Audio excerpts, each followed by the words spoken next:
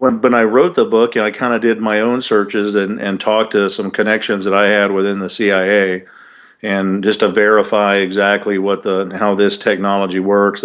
They wouldn't go as far as admitting putting voices in heads. They had no problem admitting the directed energy capability, Mm.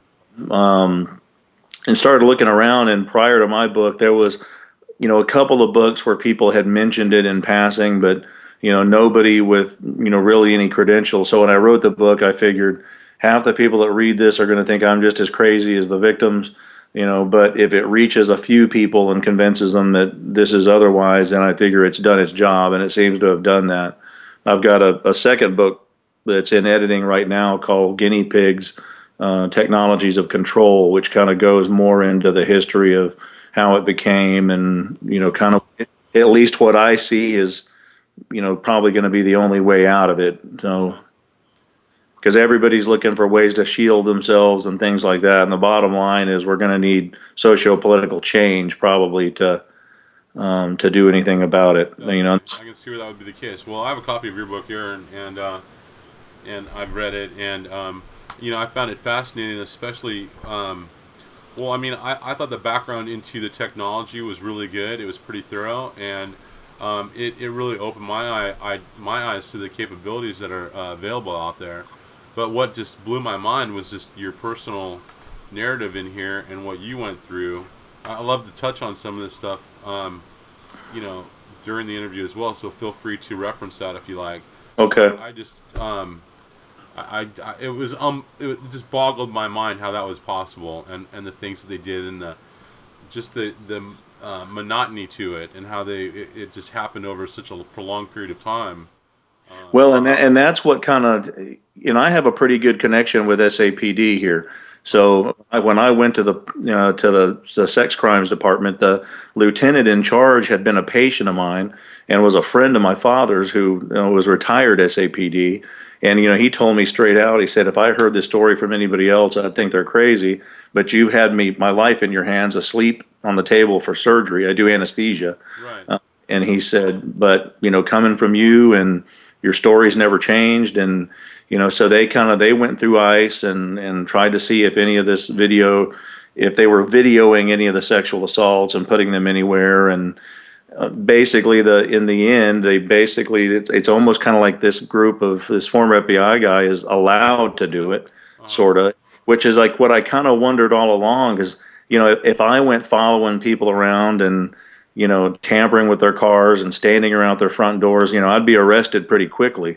And these guys were so brazen. This wasn't surveillance from afar, or I kind of think that car's following me, or I kind of think that person's following me. These were people literally standing in front of our windows right until you would come walking down the sidewalk, and they would run and jump in a car, or three cars following me, moving, jockeying around at 2 in the morning on a weekday, huh. coming home from her house and shooting the finger at me when they would drive by, or trying to block me in until I'd finally maneuver my way around. And the only good thing about being in Texas is what ended the stalking was when the sheriff came out to my house and said, you know what, you live in a rural area. If it's nighttime and they're on your property, shoot them. And there was not anything that was questionable about what was going on. Yeah. So, Well, good for you for defending yourself, and I mean, obviously, it sounded like you had to based on what you experienced. I mean, that was just horrendous. I couldn't believe the levels that they went to. But let's dive into some of that. But okay. first, maybe we'll just start with some of these questions that I have laid out here. Paul and I put these together, so that's where they come from. So it's kind of an overview, but basically, why don't you just start by explaining what the problem is as you see it, and the ways in which classified technologies are being used on targeted persons.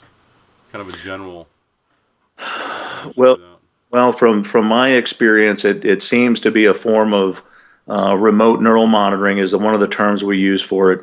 The other term is psychotronic weaponry that has been designed to interact with the human nervous system in order to remotely pick up on someone's neural network or EEG, and not only receive that and monitor it, but manipulate it and place it back into the victim to control their emotions or control their actions. or bodily functions for that matter. The other more recent term we have for that is EEG heterodyning or EEG cloning. The difference between EEG heterodyning and EEG cloning would be, let's say, me remotely receiving your EEG and then duplicating it and putting that in another person to give them your same thoughts or feelings or physical reactions. EEG heterodyning would be receiving your EEG, manipulating it to put it back inside your head to give us a desired physical reaction or emotional reaction. And exactly, I mean, give me an idea of how this technology works. I mean, I wish I could give you a good example of how it works. I know Robert Duncan worked on some of the projects. I mean, he claims it's a very complex, mathematical situation that does it. The bottom line, though, at least from what I've been told, is that it's mostly based on Robert Malik's patent of remote neural monitoring, in which he found that if you shoot two dissimilar frequencies into the human brain, that the human brain will actually create an interference frequency as it tries to duplicate the two dissimilar frequencies, and the interference frequency that gets transmitted back out of your brain can be decoded and your EEG digitally manipulated out of that. Now, and that patent came out in like 1974. It was Malech, Robert Malik. And it was actually invented as a way to monitor pilots. That way, if you had a pilot that was falling asleep or a pilot that was starting to hallucinate, they could see that remotely and then stimulate the pilot to wake him up or to bring him out of a delusion, especially fighter pilots that are on, continuously long missions. It appears to be mostly being done in that way. Now, one of the more scary things that's come to light lately is the way the NSA is monitoring our computer systems. And they're doing that with continuous wave radar, or CWR. Lately, there's been a program of interdiction where the computers and smartphones and things are actually gotten before they actually reach our shores for sale, and are being implanted with a particular type of implant. One of them is called a cottonmouth, at least for PCs, and that's a small chip that actually goes into the cord between the computer and the monitor. And when that chip is hit with continuous wave radar, it will begin to transmit up to 8 kilometers away whatever data is being sent from your computer to your screen. It may be monitored in real time, or it may just be data that's collected, automatically without anybody actually watching it. But one of the thoughts that we have is that it might be continuous wave radar being used on humans as well. And if you see Jacob Applebaum, some of his speeches and reports and exposure on this, he kind of alludes to some of Snowden's releases, that the same technology that they're using on computers, they may be actually using on human systems as well. so Snowden leaked a lot of this information about the gathering of information and sensitive private information of individuals through cell phones and computers and even your search engines and anything that you do on social media networks. But what you're talking about is like EEG, monitoring that is able to translate the brain patterns into verbal language, like English, and then put it back in your brain. Is that right? Or Yeah, essentially, yeah, and that is by definition what EEG heterodyning is. Like I said, it would be taking your basic EEG, receiving it, manipulating it, and spitting it back to you. And one thing that we found a long time ago within a lot of the neurologic studies is if you bombard the brain long enough with a certain frequency, the brain receives that frequency and adapts to that frequency and begins to operate in that frequency. And specifically with Malik's patent, if you're using two dissimilar frequencies and you get one hemisphere of the brain operating at one frequency, the other hemisphere at a different frequency, they create an interference frequency. And we know the brain transmits. That's why we can actually look at an EEG. Now, traditionally in medicine, we're using it with leads on the scalp, and that was the whole point of his patent, is that you no longer actually had to have leads on the scalp, that it could be done remotely with radio frequency. Wow. Now, that's not in sum the total of what these victims are experiencing. That's the monitoring and maybe some of the emotion manipulation. Um, Also, you can control the brain into making the body twitch or making the body do just about anything, since everything's controlled by the brain. But there also seems to be a directed energy component to the victimization of these people, because most of them are also complaining, of eye burning, skin burning, and what would appear to be microwave energy based weapons, body heating. Most of those techniques used for sleep deprivation. Almost all of the victims that I've spoken to complain that the attacks seem to be worse at night and seem to be geared at actually sleep depriving them. Tell me more about how that technology works, though. I mean, Well, the directed microwave. Yeah. directed energy weapons have been worked on for some time, and if you look at the addendum, the Army's addendum to the technology of non-lethal weaponry that came out late '80s, they clearly talk about using direct microwave energy as a weapon. We're already seeing that in the active denial system, millimeter wave system, Silent Guardian, which is a joystick controlled millimeter wave weapon that is actually being used experimentally in at least one Los Angeles prison. That way, when prisoners get out of line, a guard can actually manipulate the beam and burn the person until they get out of the way of the beam. So that's been worked on, for some time now. How it's being delivered, possibly via satellite or being, delivered long range, is classified technology that, hopefully will eventually get somebody that's a whistleblower to tell us more about how that's done. From what I've been told by some of my contacts, that a lot of this is being done, especially the weaponry, by satellite. There's been other, world leaders, that have complained about hearing voices and being attacked with directed energy. Of course, most of these victims that complain about it are immediately sent to a psychiatrist, Right. who won't Google anything or won't look at any of their research. But the directed energy component has been around for quite a while. How it's being used on such a grand scale is yet to be seen. But it's been demonstrated that it can be used in short range, like over, kind of a network or within proximity to someone, using, whatever the techniques are or whatever the tools are, but it can be delivered like someone next door to you or outside in a car. Is that? Yeah, yeah. I mean, they've already, well, like I've said, you've seen the active denial system. Now it does, that's basically mounted on a Humvee.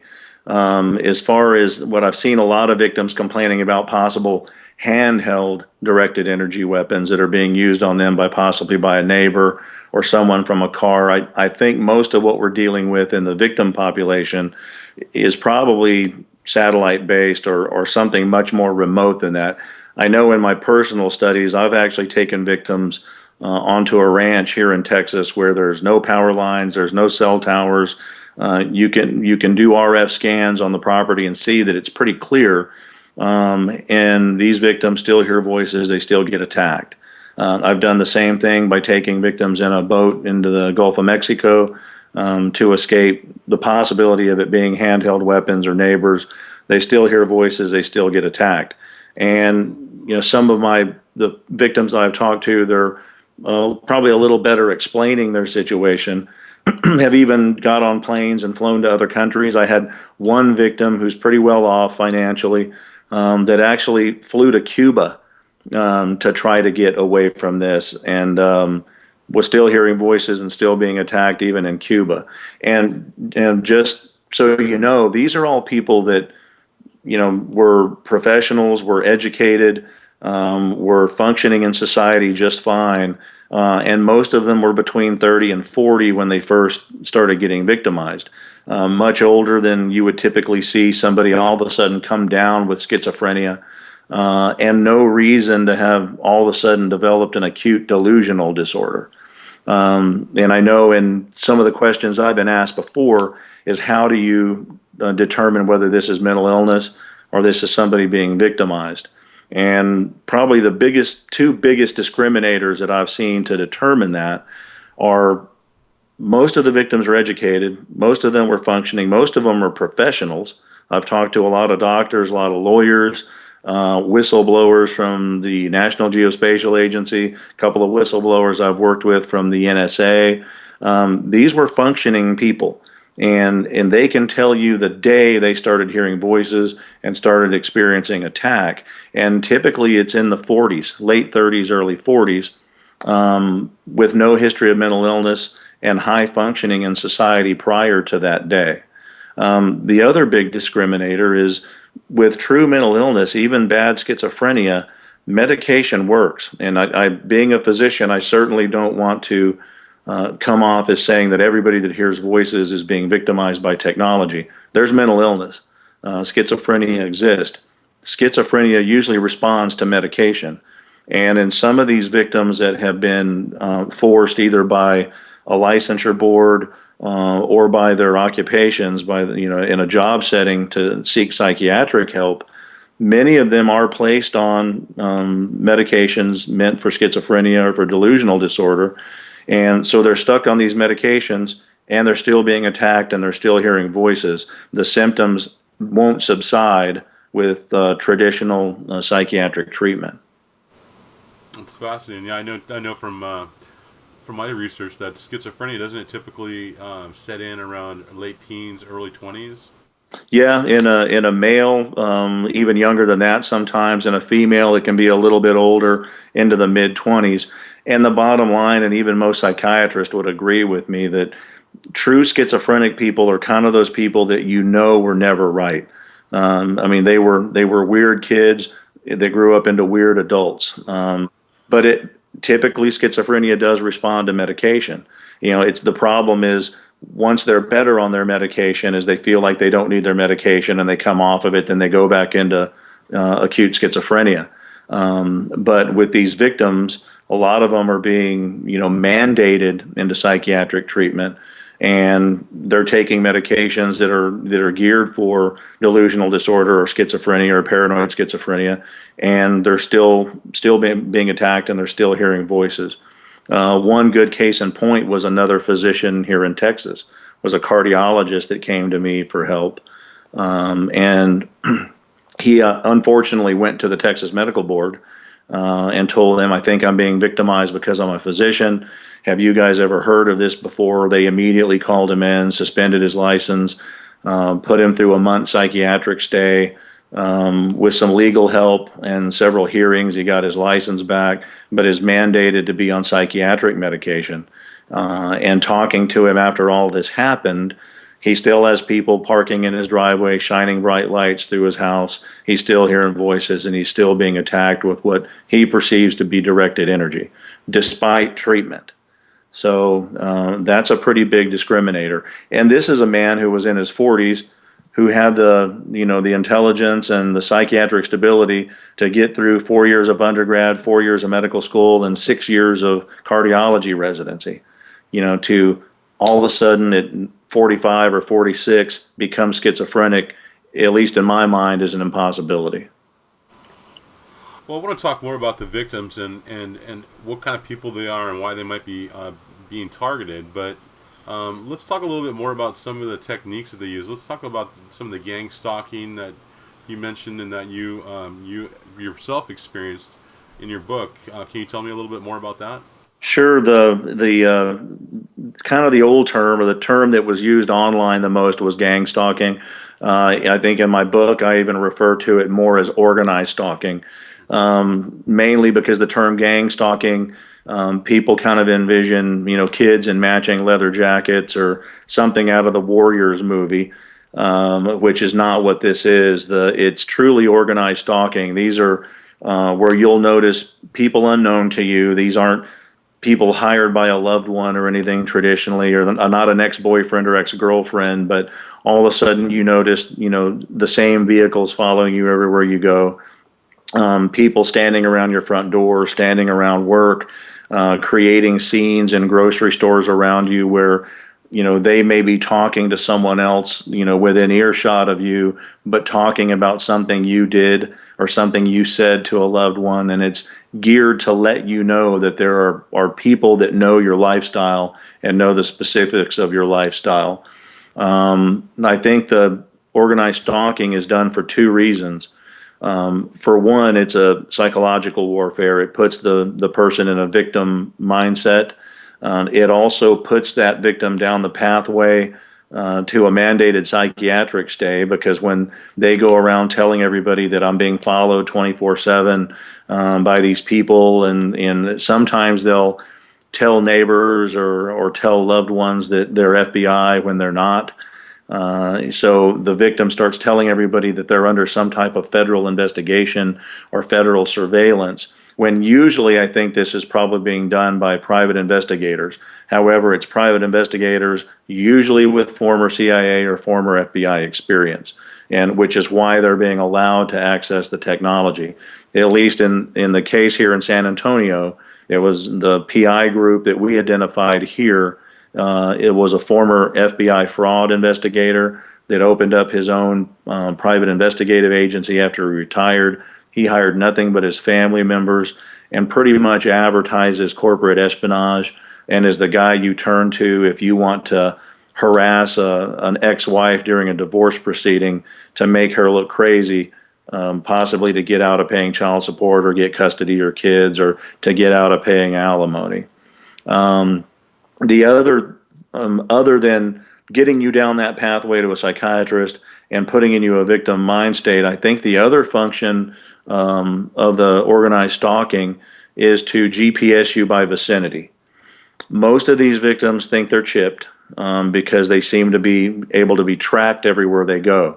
And we have found a handful of chips in people, but by and large, after looking at thousands of MRIs, and not only me doing some RF scans looking for chips, but ISA Act, which is an organization I'm affiliated with, has actually gone around the country actually scanning a lot of victims, doing radio frequency scanning. And while we will find radio transmissions either emanating into or from the victim, when you image those sites, we're not typically finding chips, which leads me to believe that most of this is probably being done without any type of an implant. Well, the way you would do that, in my mind, would be to stalk that person and GPS them by vicinity until you can use whatever technology that is being used to remotely track them, by their EEG. And there's other ways to remotely track someone by body imaging, by facial recognition. I've heard some of the people talk about now DNA resonance, which using continuous wave radar, if you bombard the human body with it, we all have a different DNA signature, and that can actually resonate and be received. So I think the organized stalking serves two purposes: victim mindset, as well as GPSing by vicinity. And a lot of this stuff actually happened to you personally. I mean, in your book, you even mentioned some pretty unbelievable things that were happening regarding surveillance techniques, the taking of doors off of their hinges and taken apart with elaborate cameras, small hidden cameras being inserted into them. Tell me more Yeah, about that. sure. In the book, I actually that particular incident was a girl that was doing some typing for me and holding on to some documents for me after I found out that my home was being broken into fairly consistently. I live in a rural area with no homes around me, so my house was pretty fair game for breaking and entering, and actually had sheriff reports of at least 16 times they came out with my alarm going off due to the inside motion detector being activated. They weren't kicking in the door, they were remotely opening my garage door coming through an attic access. So the alarm wasn't going off until they actually set off the motion detectors. So when the police would get to my house, there was no bashed in door or broken window. So they would leave a note on the door saying that we looked at the perimeter and there appeared to be no breaking and entering. So, get your alarm checked. When the whole time they were coming, there were people inside my home. The girl that was actually storing much of my data and helping me do some of the typing of the book noticed that her doors were getting torn up. Her interior doors were being torn up. And then one day, after slamming one of her doors, heard something knock inside the door. And these are the hollow type doors that have a cardboard honeycomb system in between two veneer panels. So we opened up one of the doors to find that there was a 9-volt battery attached to essentially a low end nanny cam that had been mounted to the top of a plastic piece glued to the inside of the door with a small pinhole drilled into the door where it could actually shoot from the door into the bedroom, and then another one shooting from a door into the living room where she did most of the typing. Those also would pick up audio. Now that's real low end technology, and that would require a car nearby to do, or a neighbor nearby to do the reception. And in her case, just about every night around 9 or 10 o'clock, a car would roll up in front of her house and park on the curb with someone inside it that would sit there all night. And that's one of the other problems with organized stalking. As long as they don't come on your property, you can actually sit in a vehicle on the street, on the curb, however long you want. That's not illegal, and the police can't help you with that. Wow. So let's talk about the targeted individuals. Why them? Why you, for example? Well, in my case in the book, the girl that I was engaged to had kind of attracted the fancy of an older ear, nose, and throat surgeon in San Antonio, who had told me several years ago that he had this former FBI guy that he referred to as the ghost that did this barely legal harassment. And his exact words, he said, "I'm hiding him from my wife in case I ever need to use him to make her look crazy during a divorce." Well, at the time he told me that, I kind of blew it off and, thought, well, maybe this is just a guy that's just making himself look, grandiose and probably a little bigger than life. Until 2 years later, when I was engaged to this girl who I knew he had found attractive, and we had been on vacation with this guy and his wife before. This was a man and his wife who were well known to me.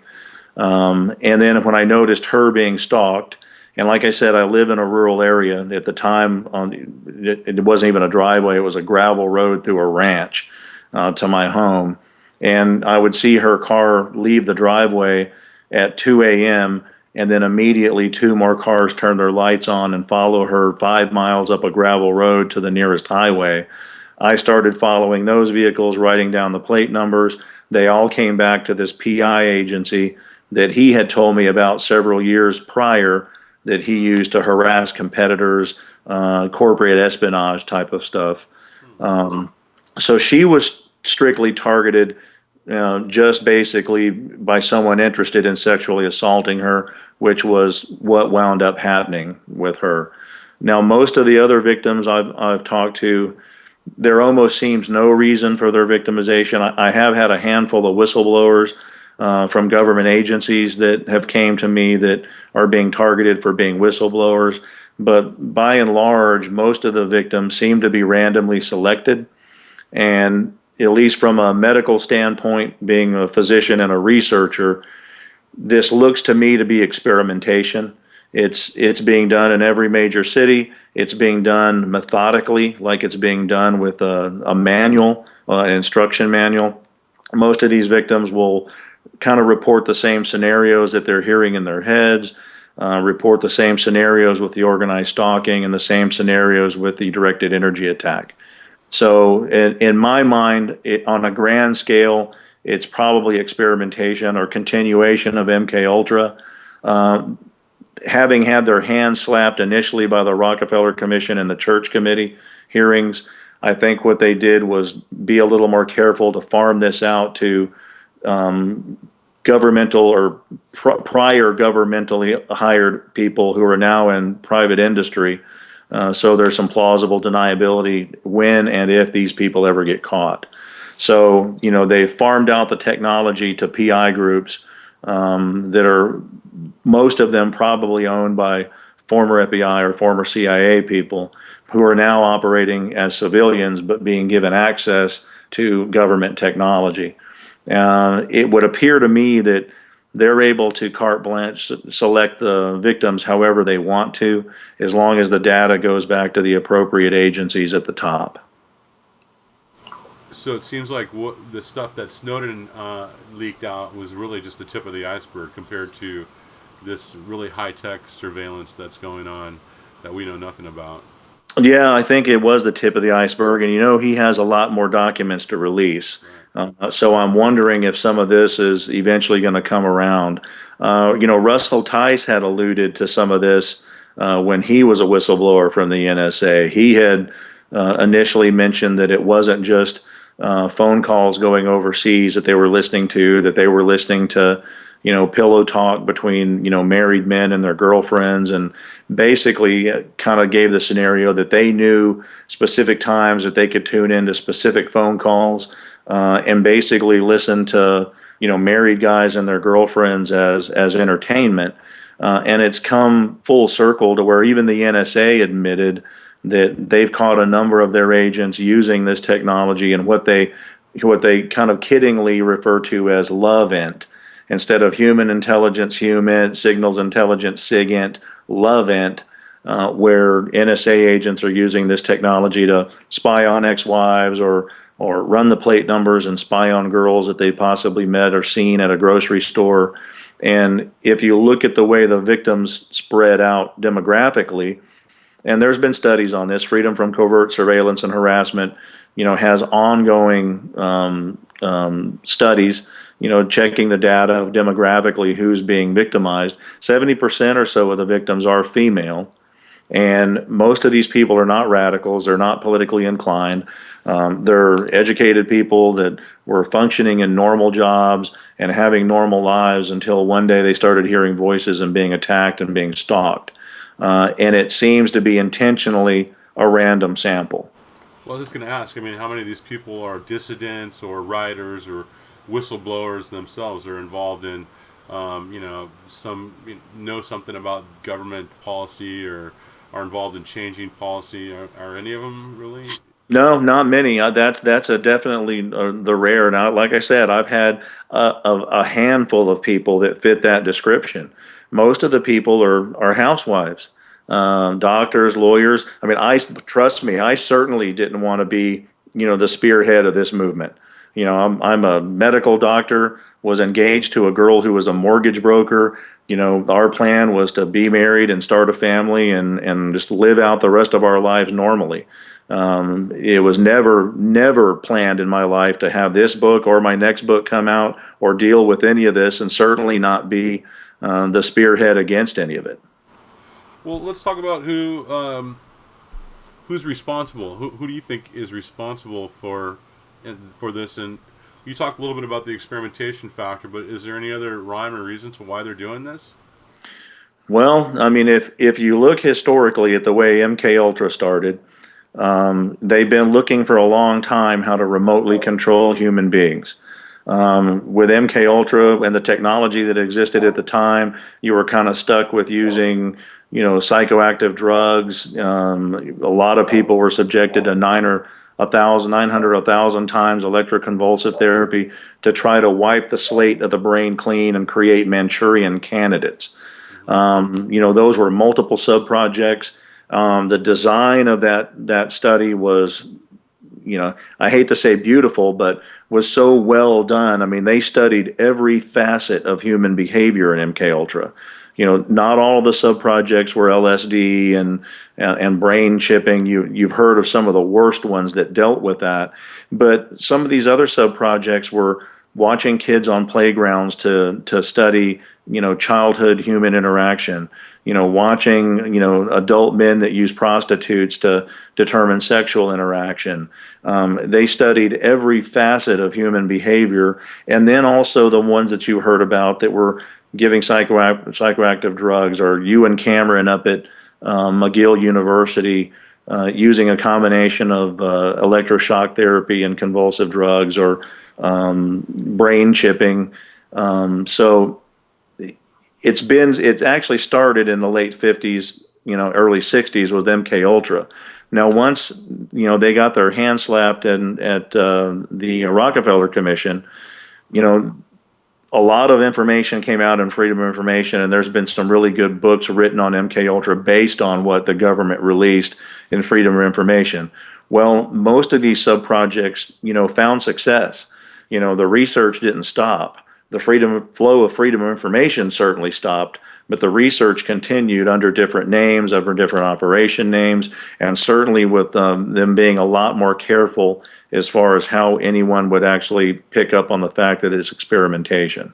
So, at least in my mind, when you have, estimated 300,000 people voicing identical complaints of hearing voices, voice to skull, directed energy weapons attack, and what would appear to be a random sample, it's got to be experimentation. And the only place I can see that going is figuring out, long-term study, because most of these victims have been victimized for 10 years or more.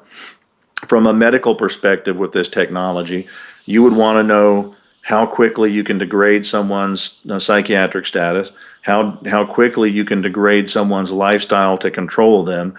And more than that, you would want to know, are there any weird cancers or any weird illnesses that are going to be caused by chronic bombardment with extremely low frequency waves, or any other radio frequency waves or continuous radar. That's going to be real important to know if this technology is being developed eventually to control the masses. You have to make sure that there's not going to be any weird cancers, thyroid cancers, leukemias, brain tumors, or anything that are going to arise from it. And that's the only reason I can see that some of these victims have been victimized for over a decade, because their lives are destroyed usually within a year of being having this technology used on them. So why continuously experiment on them would only be to find out medical data from chronic exposure. So, what is their end game? Who benefits, and what's their purpose for doing this? Do you think? Well, I mean, I think the purpose, as I said, if you look back historically, they've been looking for a way to control the masses. And when the technology got to the point where directed energy could be used remotely, with weaponry that actually can manipulate the human nervous system, I think the end game is mass population control. In an interview probably about a year ago, Vladimir Putin actually admitted that Russia has been working on psychotronic weapons for quite some time. None of our media picked up on that.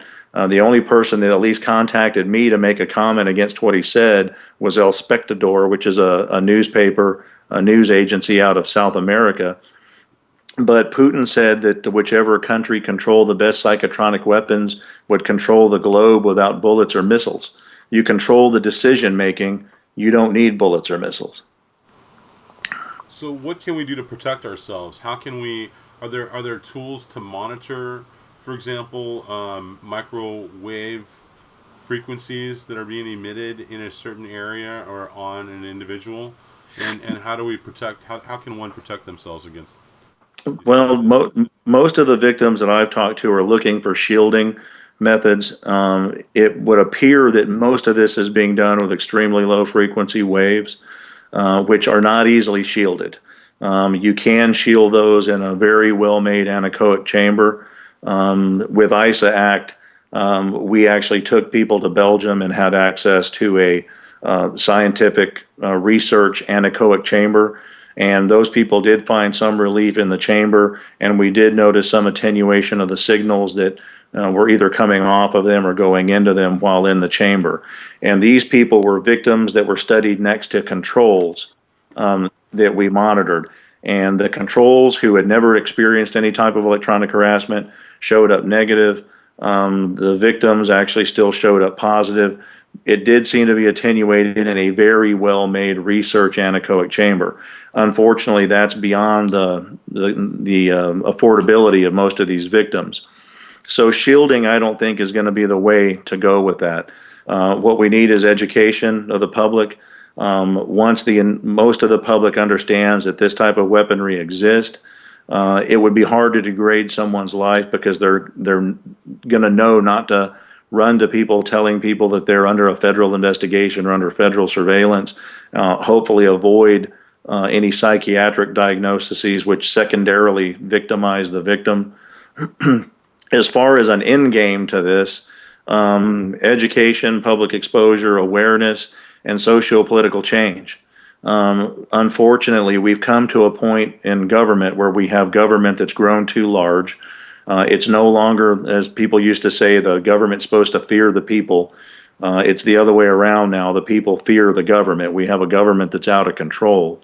And it's going to take people at least going to the polls and using their election choices to get people back in government with some ethics and some morals. Um, I think most of the Congress people know this exists. Most of these victims immediately send letters to their respective congresswomen and congressmen. Most of them return back with letters saying that they've never heard this or they don't think it's going on, or even at worst, getting letters returned to them recommending they see a psychiatrist. Dennis Kucinich mentioned this type of technology in a legislation he wrote for non-weaponization of space.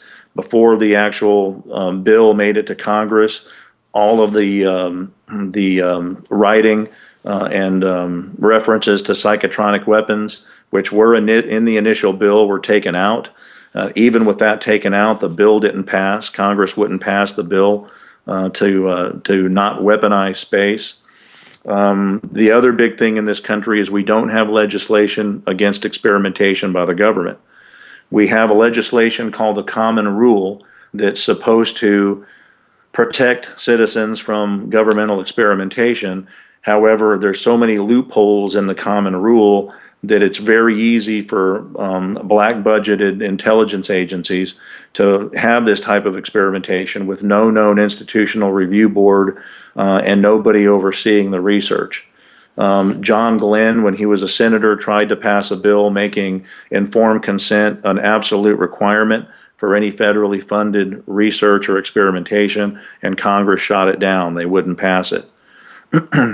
You may remember a couple of years back, they had the Bioethics Commission's hearing. I spoke at one of those hearings. When the press released the fact that the Guatemalans had been experimented on, similar to the Tuskegee experiment with gonorrhea and syphilis, weaponized forms of gonorrhea and syphilis, it wasn't until that had media exposure that Obama appointed the Bioethics Commission.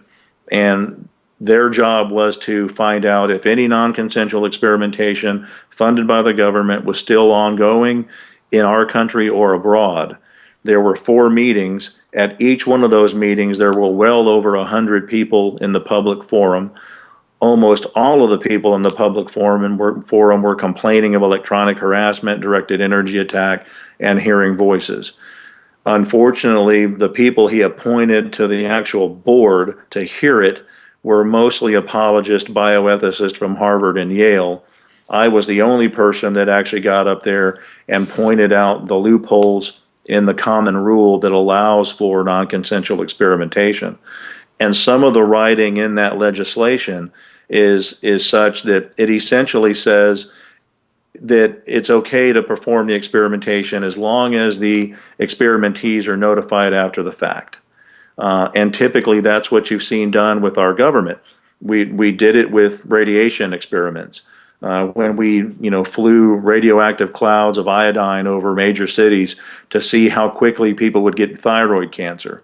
As people came in reporting sickness, they were told they were crazy. Well, then when Clinton got to office, we had the Acre hearings, and he made all of these agencies put forward their data, and lo and behold, these people weren't crazy. They were getting leukemia, they were getting thyroid cancer, and they were getting radiation sickness, and that came to light. Same thing with the Tuskegee experiment, the syphilis study. These men were infected intentionally with syphilis, denied treatment for a lifetime, passed on that infection to their wives, their girlfriends, and their children, who passed on syphilis to their children. And it wasn't until there was some media exposure 40 years into the experiment that this was done. Well, then the surviving members and surviving family members got a lame apology from the government. That's typically what our government has always done. Do the experimentation. Once the media brings it to light, give the survivors an apology. And that's one of the things that we're hoping to avoid with electronic harassment and this experimentation is bring it to an end while the victims are actually still around to show up at a hearing. Well, I think that covers pretty much everything that I wanted to discuss. We kind of went in a little bit of a circle there, but I think we covered all the data. And is there anything else that you wanna say in wrapping up, or? No, not that I can think of. I mean, there is so much stuff coming out. I mean, even the book that I have in editing right now that will hopefully be released here in another month or two. No sooner did I get it electronically sent off to my publisher when all of a sudden, here's three more news stories that come out about some more graphic stuff from the NSA. Um, Now, one thing I will say, while MK Ultra was mostly a CIA program, I think probably a lot of this being done today is probably NSA based.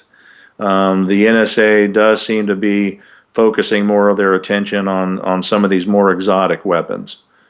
So, And how many terrorists have they actually caught as a result of this? oh yeah, you're the with all the surveillance that's going on, they seem to be surveilling us mostly. None of this surveillance seems to be curtailing terrorism. And I actually mentioned that in my next book, Guinea Pigs. That while they're passing most of this off as a national security issue, um, we're not catching any terrorists. The Middle East is on fire. It's almost all of those countries are back under radical hands.